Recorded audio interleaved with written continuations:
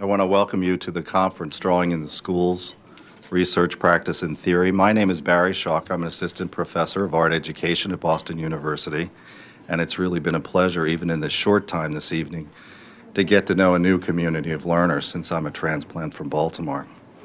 Before I introduce the person who is going to bring you Dr. Burton, I'd like to recognize some of the people in our audience who will be presenting tomorrow. And if you have questions about information, we'll have a packet and a folder for you tomorrow so that you'll have some record of the conference.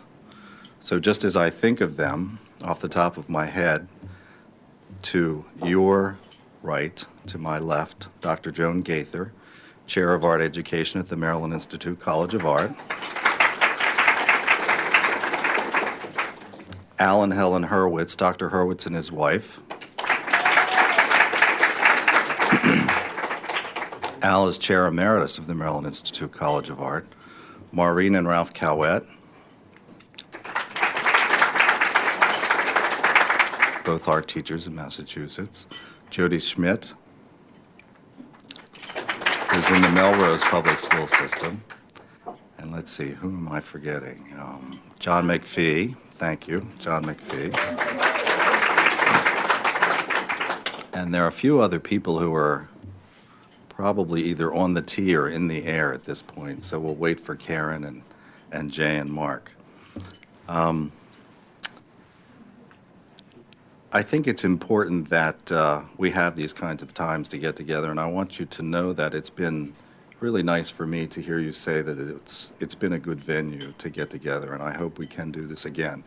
I want to thank our dean, Walt Meisner, our dean ad interim at Boston University, who underwrote this conference so that we could get something off as a precursor to starting Young People's Studios at Boston University. So I thank Walt. And before I turn the podium over to Dr. Simpson, I'd like to recognize the students in our program at BU, because after all, they're the people who are going to carry on this profession for us. So would the students at Boston University in the Art Ed program please stand?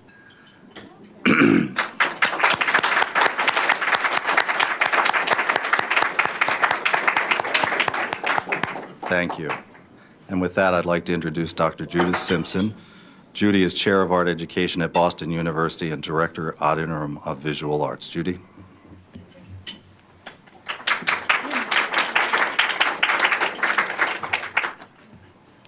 I, of course, am going to echo Barry by welcoming you all and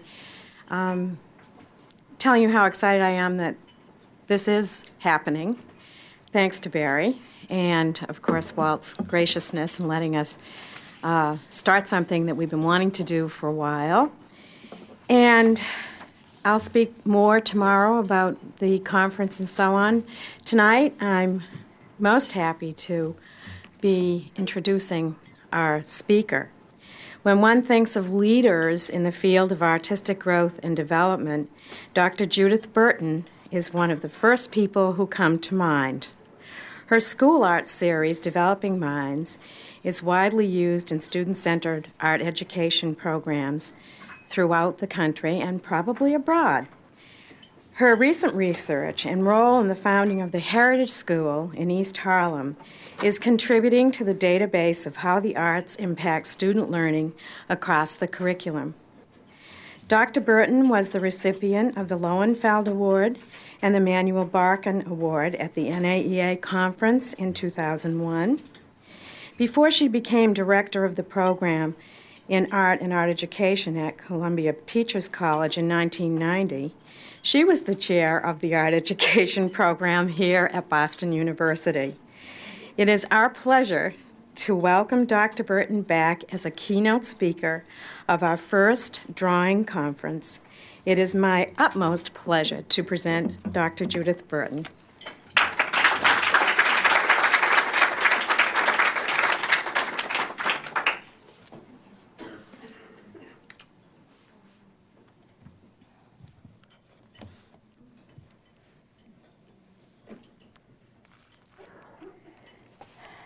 Judith, thank you so much. Barry, thank you for inviting me. And if I may just take a moment to say when I arrived in the United States in 1974, I think it was, I arrived here, or at least I arrived in Newton, Massachusetts. And I had the wonderful and good fortune of being looked after by Al and Helen Howitz, who I always think of my family in the United States, and it's a thrill for me for them to be here tonight. And a number of people who, and they know who they are in the audience, go back to those early years of work in Newton. And I was just saying earlier, when I was catching up with everybody again, that I always thought that the work that was going on in the Newton Public Schools was what went on everywhere in the United States. Ensuing 30 years have disabused me of that in rather a cataclysmic way. So I would like to say, parenthetically, as I look back on those years, thank you so much for what you taught me, and thank you for welcoming me and having me part of what you did. I'm enormously proud and look back on those years as a model of what is impossible to do in art education. And I would like to just say that by honor of those people who are here who go back to those early years in the Newton Public Schools. And yes, I was at BU for a long time. And I always say that my struggles in dealing with the Boston Public Schools when I was at BU probably was the best proving ground of any that I could have then to go on and deal with the New York Public Schools.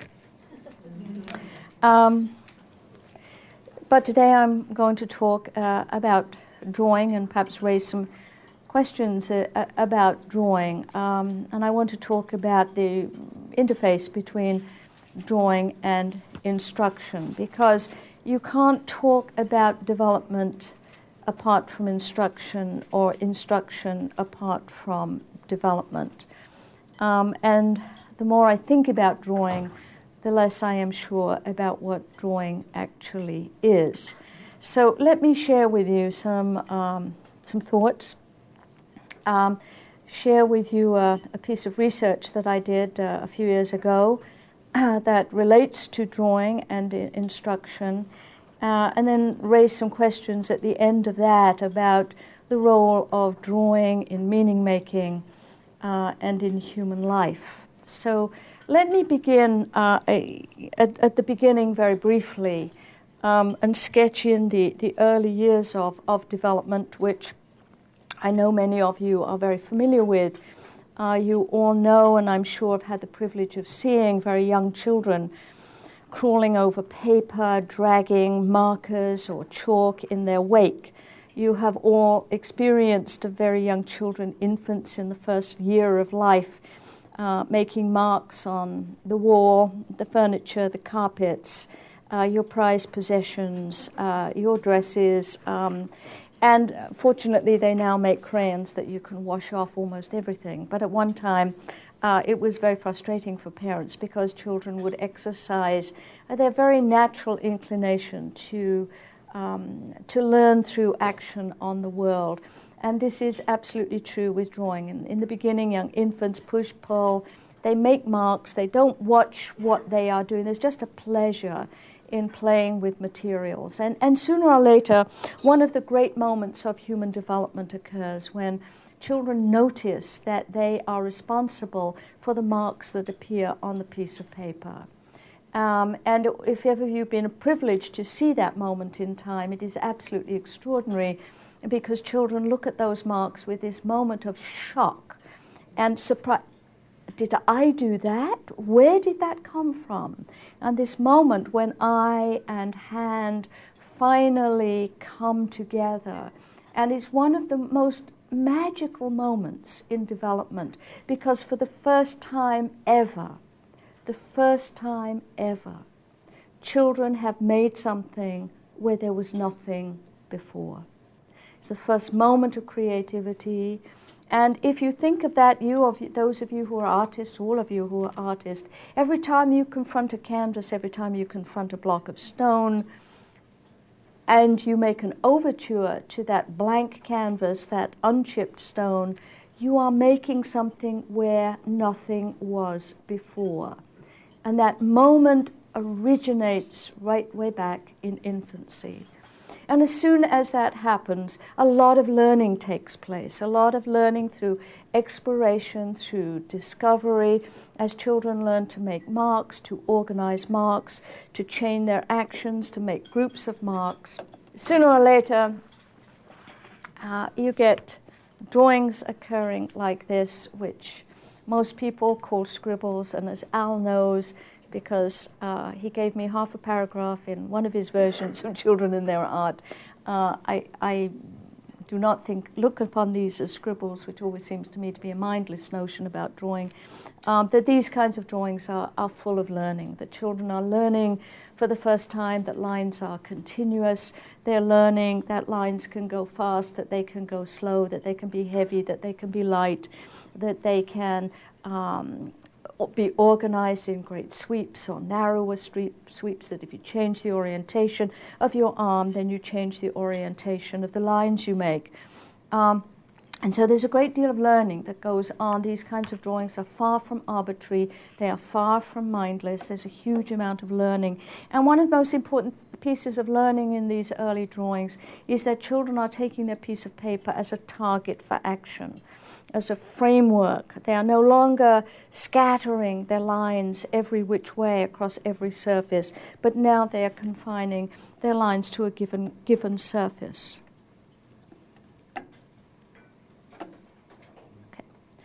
And as children build a repertoire of line making, as they learn to make bang dots, as they learn to differentiate and make subtle variations within their knowledge of lines, they do drawings, and although it's done with a brush, it is a drawing which exemplifies their entire repertoire. And what these kind of drawings begin to tell us is that children can make a huge variety of lines, of marks, and they're beginning to organize them in rather different ways. They're grouping their lines and their marks in different places on the piece of paper. There's a real sense of grouping this here and this here and this here. And so what you have is a knowledge of the surface of the piece of paper that goes from a target for action to a surface that is divisible, on which I can kind of exercise almost, in this drawing, my entire repertoire.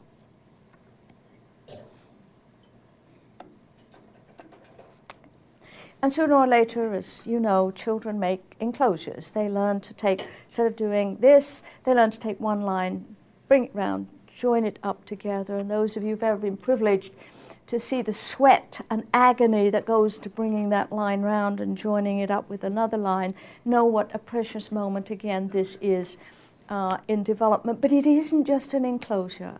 What it is that children have made a place on their piece of paper in which they can put things inside that place and put things outside that place. And I ask you, whenever you set out to make a painting or drawing or print or whatever it is, you are making places in your work in which you're putting stuff inside and stuff outside. Without that very early conception of placeness and containment, none of us would be able to make the kind of art we do. So from the piece of paper being a target for action, which you can display your entire repertoire, knowledge of the surface of the piece of paper as being divisible and continuous, you have the surface of the piece of paper can be thought about as somewhere that you can put a place. And sooner or later, children begin to name their drawings and their paintings. And again, I'm calling this a drawing, although it is made in paint. And they attach feelings to designs and patterns in the repertoire that they know how to make. As children move beyond the years of infancy, when they're naming their designs and their repertoires of lines, so they move into making images of people and of houses and of animals and of vehicles. And in 2 ticks, I will be able to show you what I mean.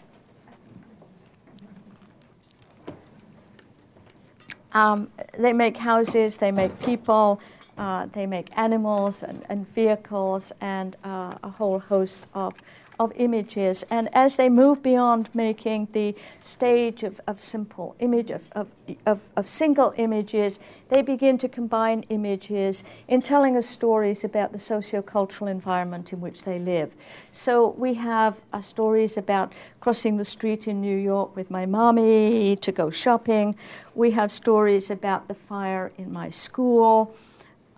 We have stories, which is a wonderful story about, and this is a classic story about an escape from a jail in which, those of you who have read my school arts articles have read about Rodney and Rodney's racing car. This is Rodney a couple of years on, and he's still interested in movement. And the guy in the middle was a guy who was in prison. And he arranged with a friend that he would be wired up with electrodes, and they would be plugged into the floor of the prison, and then somebody would switch the switch, and it would throw him up in the air. And he had this hat on with a pointer in it, and the pointer would attach to the board right at the top there, and then he would be able to jump over the wall of the prison and escape. Except as he jumped over the wall of the prison, he got decapitated, and his body and help and head, and here they are carrying him away. The arts drawing becomes an extraordinary vehicle for children to figure out, both in the real world and through their imaginations, very real situations that they read about, that they hear about in the real world. And in typical Ericksonian way, children in middle childhood want to demonstrate their expertise to us, and so they are learning the ways of the culture. They are learning to read, to skate, to horse ride, to do all those things that you're supposed to do when you grow up in the great American culture. And among the things that this little girl imagined herself doing was playing the piano at Carnegie Hall. And as you see, what is so wonderful about it is that still the piece of paper is a flat surface, but what is near to you is at the bottom, what is far away is at the top, and what is important is that you kind of flip images around so that you can see them from their most salient point of view. It's important that you know that's a grand piano. So it's important to see it from the top, because if you didn't see it from the top, you wouldn't know it was a grand piano, and that is what is critical to tell the story. All of you know the Boston Garden, and this is another wonderful example of how children, through their drawings, show off their own expertise, what it is important to be good at. And so children arrive at later childhood, perhaps 4th, 5th, 6th grade, with a fairly rich repertoire of drawing skills. They have drawings that they take from memory, and this is a memory drawing of a picnic in the park, and everything, is taken from memory and put into one image, including somebody coming down a parachute, writing in the sky, the train puffing along, the picnic. I mean, everything is there from memory. The ballpark, and children again notice things that are critical to what they need to tell the story. Again, a memory drawing of a baseball park. And another drawing skill that interest that children bring to the later years of childhood are observation drawings. Children, I think, are curious about what the world looks like and are anxious to make drawings from observations from a very early age. And this is a 5th grade drawing, first in pen and ink and then in craypa, from a teacher, knowing that if you are invited to engage with the world through pen and ink, you engage with it very differently than when you engage with it with crayons. The material itself is a lens that asks you and invites you to ask very different questions of the world. Observation drawing, again, of a person. Children in later childhood are very curious about what the world looks like, what the defining characteristics of things are, the relationship between surfaces and structures. And then children themselves do a great deal of work, what I call drawing for myself, drawings that occur out of school, drawings that sometimes never turn up in schools. And these drawings are a really very important part of children's drawing opus. And here is another adventure story. Actually, this is again Rodney in 4th, 5th grade, and it's about a car that is chasing another car, and his electricity and cars for Rodney seem to have been persistent throughout his life. The car with number 5 on the side drops electrical charges into electrically fused sharks that are going to move the good guy away from the bad guy, and meanwhile the good guy is lobbing bombs onto the bad guy. So, you know, this is a very different kind of figuring out about how the world is and how the world works and the value that the world has. Children drawing endlessly, again for themselves in their sketchbooks, copying, imitating from the world of cartoons, elaborating on media images, and indeed in their sketchbooks commenting. He's got his logo on. He's Union Man.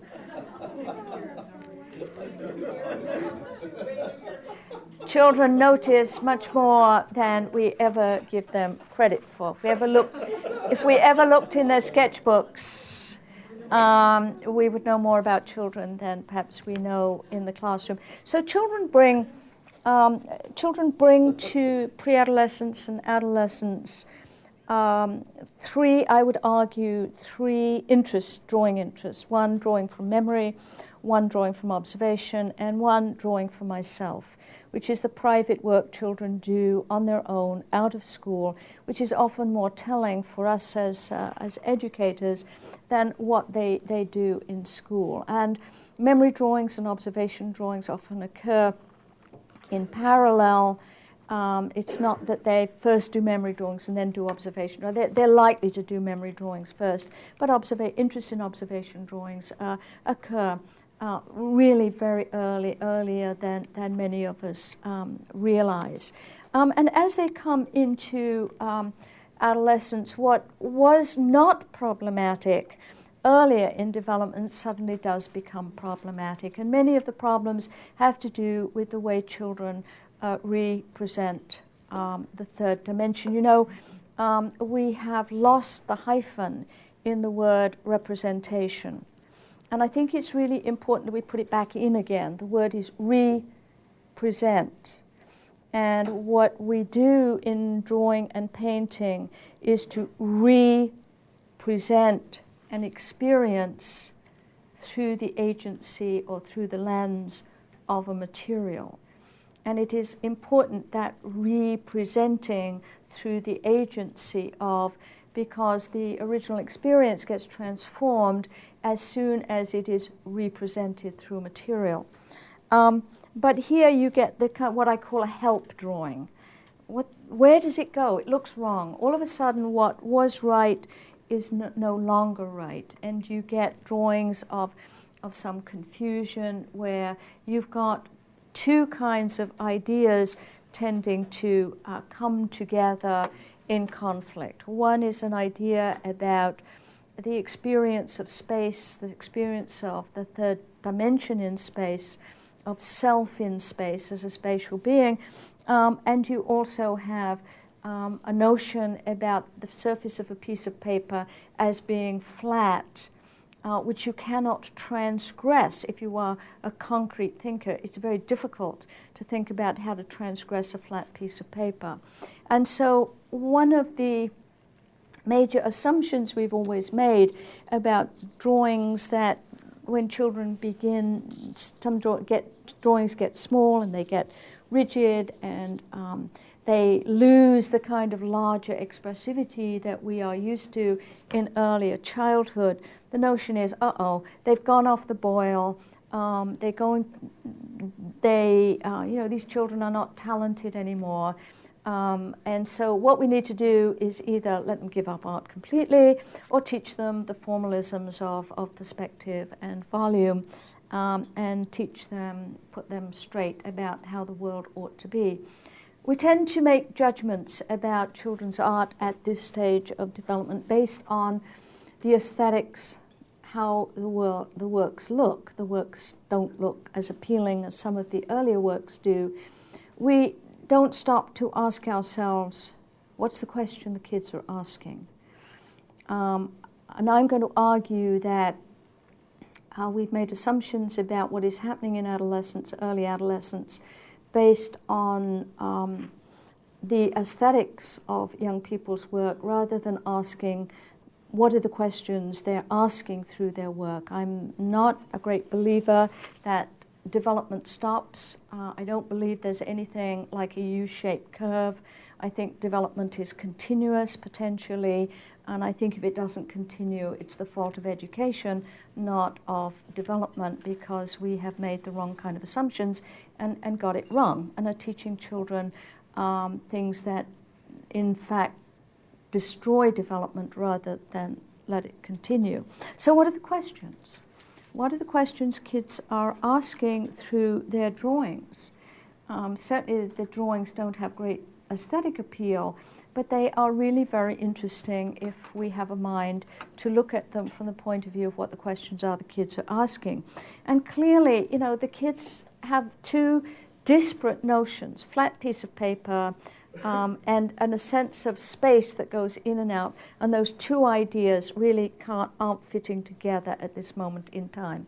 And you can see very clearly in some of these, it's like, if you are a concrete thinker, if you know that a person has two shoulders, and to be a person, they have to have two shoulders, and suddenly you turn the person round so that, in fact, to all intents and purposes, one shoulder disappears.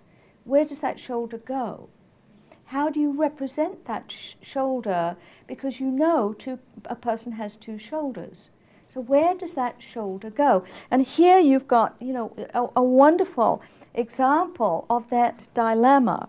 And here's another example of that dilemma. Two conflicting experiences trying to merge themselves into one. And the real issue is then, how do children get from the drawing at the top to the drawing at the bottom? What has to happen in the middle there? What occurs to get from one to the other? Some years ago I did a little research project, which I'm really interested in talking about, which 7th grade kids wanted to draw a person, wanted to know how to draw a person. And this is a whole semester I spent with a 7th grade group. And they arrived first day of the semester, teach us how to draw a person. Will you teach us how to draw a person? And so I gave everybody a piece of paper and said, please, will you draw a person from memory? And the drawing on the right-hand side is the memory drawing. Of course, they did the drawing, very quickly. And then I posed a model and I said two things. And none of these kids had drawn from observation before. They certainly hadn't drawn people from observation before. I said, look very carefully at the person and think very carefully about the kinds of lines that you use to draw with. And so what you have in this little short series here is the observation drawing on the right and the memory drawing on the right and the observation drawing on the left. And it's really interesting, and I would urge you to try this with your own students if you have this age of student, because it's interesting to say these drawings were done within an hour of each other. What's the same and what's different? What has the observation drawing contributed to the kind of schematized drawing of the memory drawing. And it's very interesting that there is, you have to say there is a similarity still, and yet there is a difference. And however you like to be kind of clean about doing research and give everybody a piece of paper and pencils, there's always the one kid who will find a crayon. This was this one kid. So the memory drawing, and then he didn't even attempt to do that with the observation drawing, which is here on the left.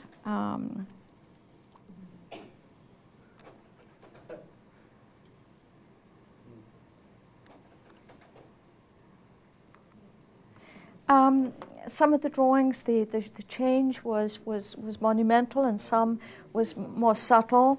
And the real issue that I was confronted with, well, what's the same and what's different, and what do I do next? I hypothesized that young people were bringing to the drawings a kind of knowledge and sensitivity and sensibility towards the three-dimensional form.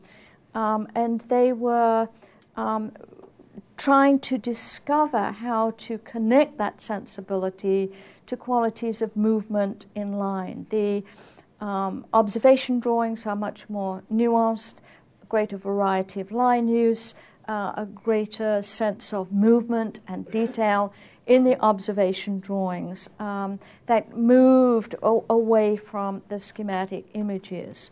And so I'm posed with a question, now what do I do? Do I do rendering? Do I teach kind of formal volume? Do I go back to drawing the human figure? Do I draw parts?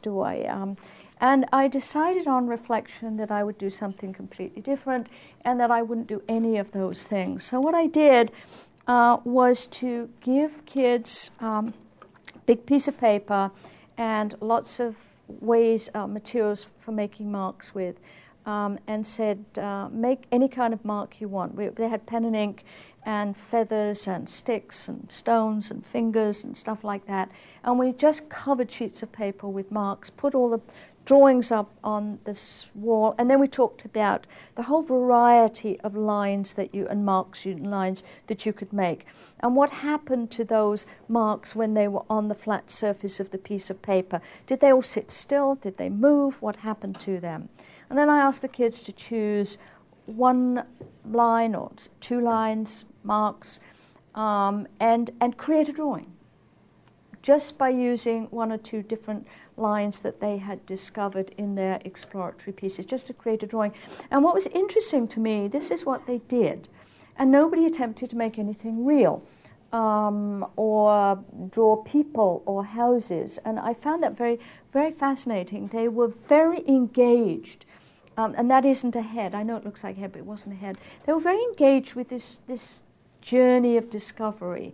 And I tried to kind of present it to them as this being something, an intriguing journey of discovery we were taking. You know, they were like voyagers discovering new kinds of things. And they were more than interested in the kinds of drawings they all came up with. And so I moved them off and gave them some strips of paper. And what we did was to talk about how a strip of paper is different from a drawn line, how many ways as we had changed lines on the surface of the piece of paper, how many ways you could change a piece of paper, how many ways you could organize two pieces of paper together. We did a little exploratory piece, and then if you could choose just one or two ways of changing paper and reorganizing the paper, what would you do with it? And here, and I'm clearly trying to take the line off the piece of paper now and to try to give them a sense of moving with a line or something near to a line in space. The next issue was, could we begin to think about breaking down conventions and stereotypes about things? So I gave them all, asked them to draw a circle, a triangle, and a square, and asked them if they could move from a square to a feeling of squareness or circleness or triangleness, which wasn't any longer a circle or a square or a triangle. If they could go beyond the kind of, in a very simple form, the conventional notion. So they've got some options over changing and adapting, yet keeping the spirit and the feel of something. And then they could invent any shapes they wanted to adapt. What's interesting is you can't take the adolescent out of any of these things. If you see the little ones that they invent, I mean, the ones at the bottom, they do it and then say, okay, let's do it with something that we feel good about. So it's trying to move them beyond the schematic, it's trying to move them beyond the stereotype and saying, you can change things. You can change things in quite radical ways, but still preserve the essence of that thing you started with.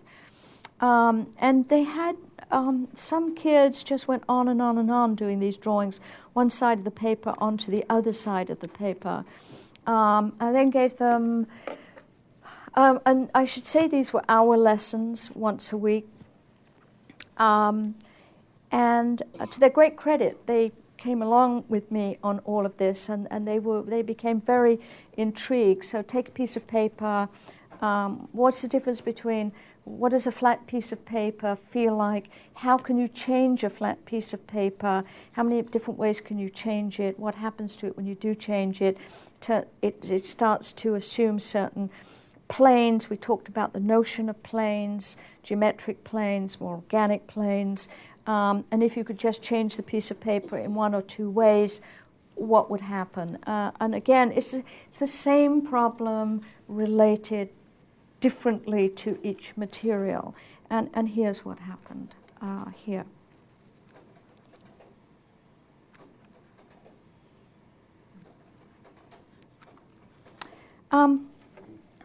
And then by this time, they were really kind of excited. Well, what are we going to do now?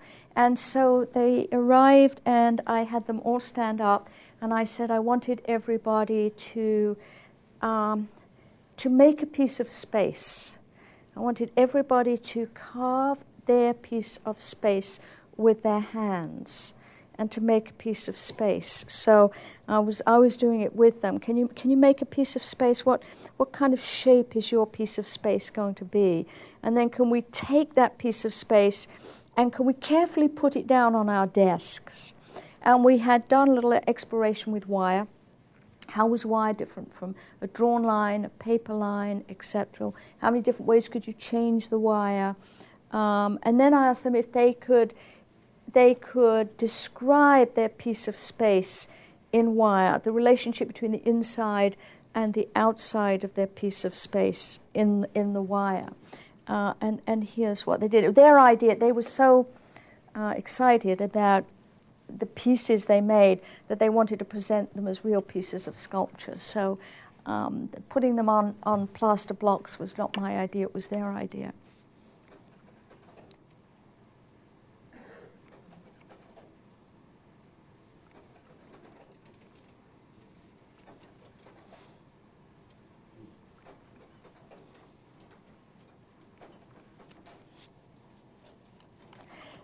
We then inherited some kind of aluminium pieces, and I just let them loose to play. You know, how can you change it? What can you do? How can you put it back together again? What might it be?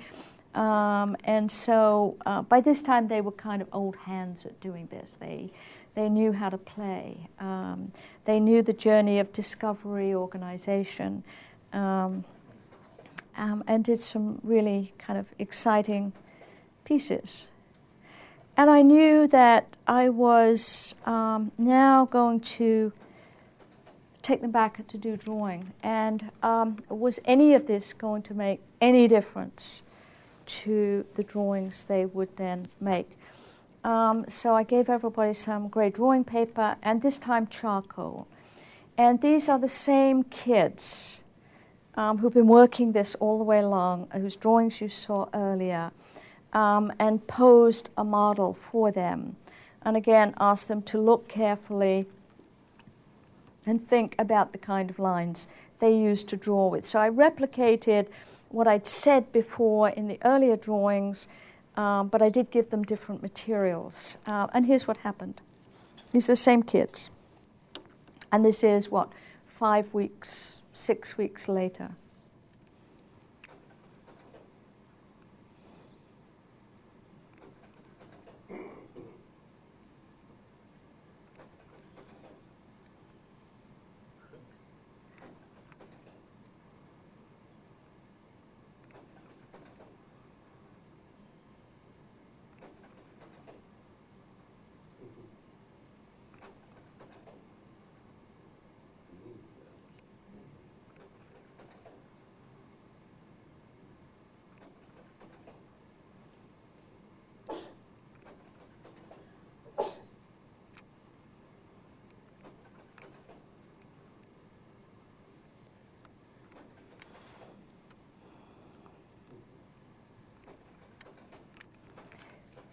Really wanted to go on drawing, so we did several sessions of drawing. So the real issue that I was then confronted with, was, what had happened, in what had they learned through this series of play with materials and what difference did this make in these final drawings.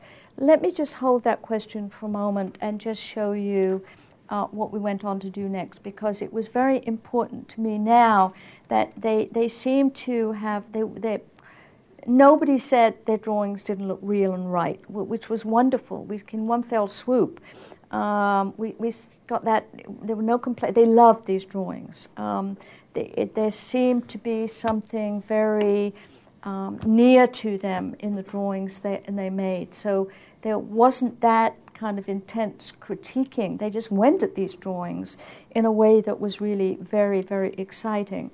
So I wondered if I could move them now to think about using the human figure in a different way, maybe. One of the hallmarks of formal operational thinking, which begins to occur in the early years of adolescence, is the capacity to imagine the world from different vantage points, different points of view. And so I wondered if I could now really begin to get them to think from rather radically different points of view. So I had everybody sit on a piece of paper and draw around their bottoms and the bottom of their hands and their feet, and ask them if they could then we looked down on what they got on the piece of paper, which is bizarre when you look at it. If you ever draw around where you sit on a piece of paper, there's just these little tiny marks. Could they then imagine themselves from above sitting in a box? And they could stand on a table and look down on themselves. They could look at each other. They could work from observation, from memory. And to their credit, they kind of just went at it. This is just old crayons on brown piece of paper. And here's what they did.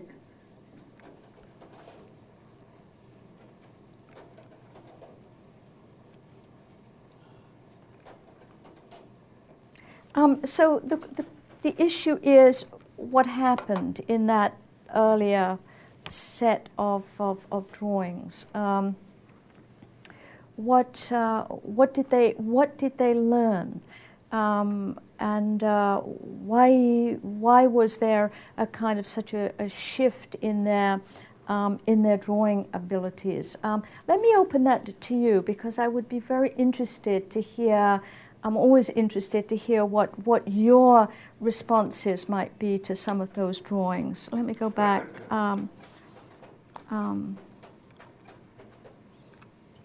To one of them.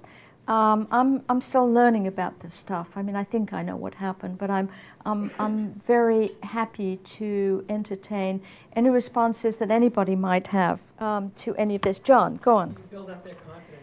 Well, yeah, I think they were very comfortable. That's right.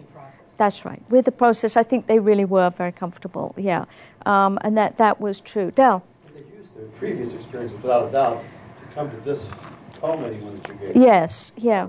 All those different things you went through, the lines, Right. the cutout paper, the wire. Right. It's all very evident. Right. Right. Yes. I think you brought them back to an elementary state. Okay. If you think about Good. they're at 7th grade. Yeah. And you brought them, it's almost like you did a whole reawakening. That's You went right. Back to You're the absolute- line, you're back absolutely to right. experimenting with the line, get away from this, and then you brought them back into That's right. coming back to the figure again. You're The absolutely right. confidence, as John said, Yeah. but really, it's almost like they had to have a rebirth again. You're absolutely But in a facilitated approach. You are absolutely right. One of the things that I talk about quite a lot in my writing is that the discrepancy between what is in the graphic repertoire and their experience of being adolescent with a changing body, a body that has experienced space in new kinds of ways, with all these new appendages that poke out and all sorts of strange things that had never happened to them before, with the kind of idiosyncratic growth that young people had. You have got a real tension between one experience and the other experience. Adolescence, early adolescence, is the fastest growth experience that young people have had since toddlerhood. And so what you have is an experience of self in world and self in space that does not have a nuanced enough repertoire to capture its elements. And you are absolutely right. What you have to do, I think, is to revisit that exploratory phase of earlier childhood out of which the first images came. And the first images of earlier childhood emerged around deeply sensory experiences, deeply dynamic experiences having to do with movement, and highly affective experiences having to do with feelings. And those are exactly the dimensions of experience that young people in adolescence are feeling. There is a radical change in their sensory, their affective, and their movement capacities. And it is precisely this that these capacities or these dimensions that don't have a nuanced language to find expression in. And so by taking them back, to revisit, because I don't think this is a regression. It's not a regression in the sense in that repertoire is still there. In a sense, you're trying that early repertoire, so that you're trying to pull it up to the surface again and re-energize it. Help it to assume a kind of a more differentiated character. So that they really were, what I was trying to do was to recreate some of the early childhood learning at the level of the adolescence, and making it both a journey of discovery, a journey of intellectual challenge, and a journey of play. So those two things were melded with the other. The issue of why that's important, I think, is a critical one. Young people are experiencing themselves in space in a very new and different way. They are locating themselves in space in a very different way. And just like little children, their definitions of self and space are changing. So it is really no wonder that they have really profound questions to ask about the third dimension, about space. Not only what it looks like, but how it is experienced. And those really are not, I mean, there's an overlap between those two, but they're not totally synonymous. One of the things we do with young people, I think, in secondary schools, is to keep them in the domain of appearance. We keep them in the domain of what does it look like? And we don't take them into the journey of how is it experienced. And I think that what happened here is through the movements in space, trying to get that material to move in and around space, to preserve some of the kind of the dynamics of how a material can move in space quite literally and by implication on the surface of a piece of paper, we're beginning to give them a language that is commensurate with their own kind of experience of self in space.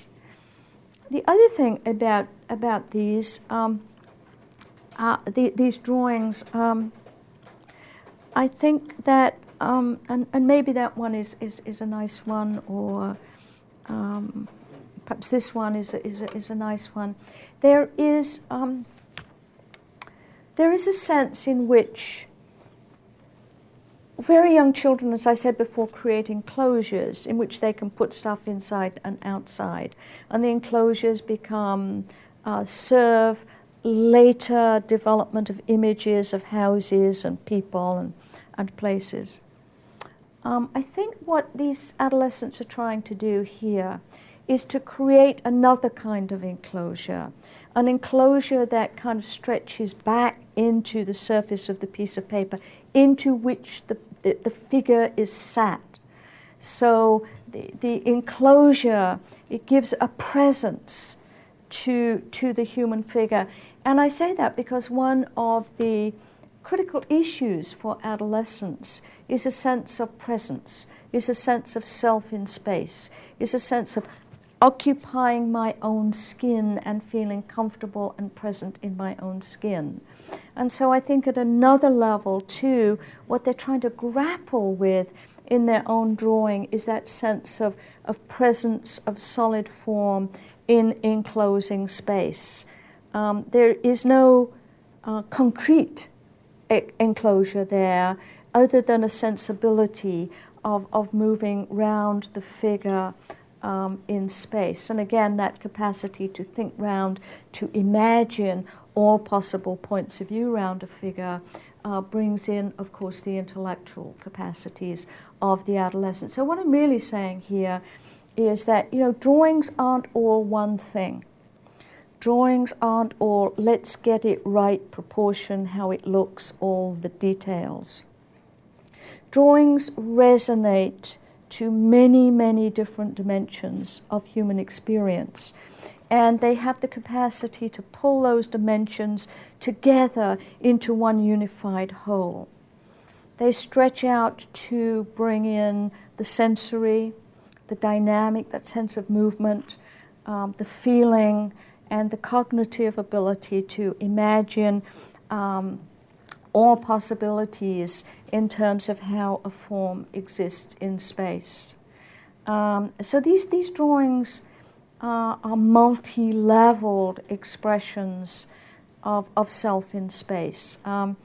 It's interesting. I am much preoccupied these days with Victor Lowenfeld, and he said something that gets attributed to me, but I didn't say it. That we make paintings and drawings. We do not make paintings and drawings of objects in our world. We make paintings and drawings of our relationships with objects in our world. And that's really very different. It's very different. You're not kind of making something of an objective other or an other objectified out there. What you are trying to do, in John Berger's term, is to bring what's out there back home in here. It's the relationship. It's not what something looks like. It is how you experience it in relationship with it or to it. And I think that while these drawings are not self-portraits, obviously, of the kids who made them, they do stand in terms of what they depict of a relationship between the individual self and the individual other, of what is important in how the individual other exemplifies my own sense of self and who I am. So I think they speak to a number of issues. Believe me, there was no talk of proportion. There was no talk of, I know however many heads it is in the body. You saw the whole semester. There was nothing there that I didn't talk to you about. I didn't teach any conventions. I didn't teach any formalisms. I tried to take the whole thing out of experiencing materials, experiencing self, and trying to find a way of bringing those two things into relationship. I need to swing my slides around if you just give me a moment. Because I wanted to finish by posing a question. Where am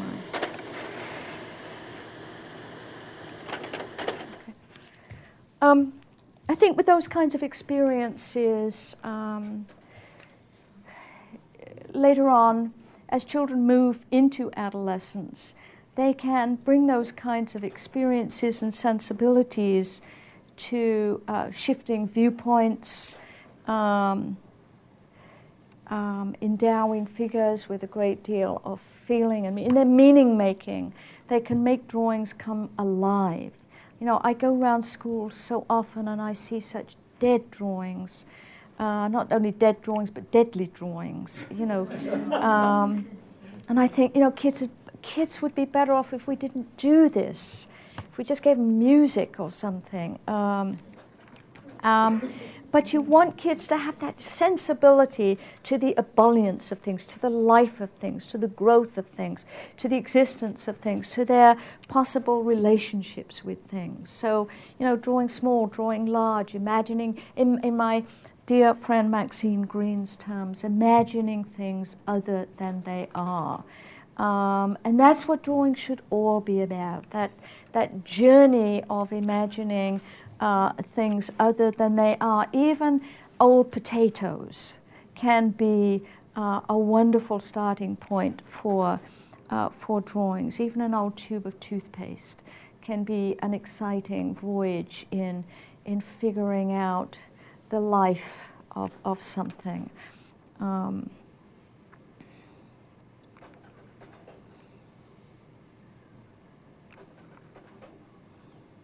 And I always enjoy telling everybody that was not made by a girl, but it was made by a boy.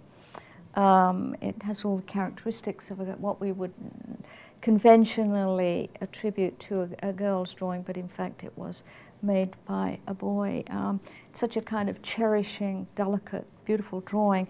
And just to finally say, this is not obviously secondary school work, but if we move beyond what kids and adolescents do into the world of art in which children grow up and of which they are the inheritors, the things that we see around us pose some very significant questions about what a drawing is. This is a Celtic motif, Roger van der Weyden painting. Is that a drawing? Mondrian, is that a drawing? If so, how? What kind of drawing is it? Le Grand Verre, the Duchamp, is that a drawing? If so, what kind of drawing is it? Pollock, is that a drawing? If so, what kind of drawing is it? Tanguay, same question. Is it a drawing? If so, what kind of drawing is it? My old friend and student, peer, David Hockney, is that a drawing? Called The First Marriage. I think he did the second marriage and the third marriage. Jean Quick to See Smith, part of her wall series. Is it a drawing? So what kind of drawing is it? How is it a drawing? Christo? Robert Morris? Is that a drawing? So what kind of drawing is it? And anywhere there's rock, anywhere, or anything that sticks out, or any wall in our societies, adolescents will find ways of putting their marks on them. And that should tell us something. That should tell us something. Thank you very much.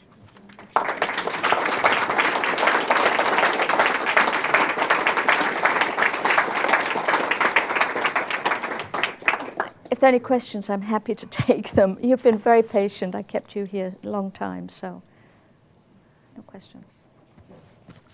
Thank you. Thank you so much. Thank you. That's great. Thank you. Thank you.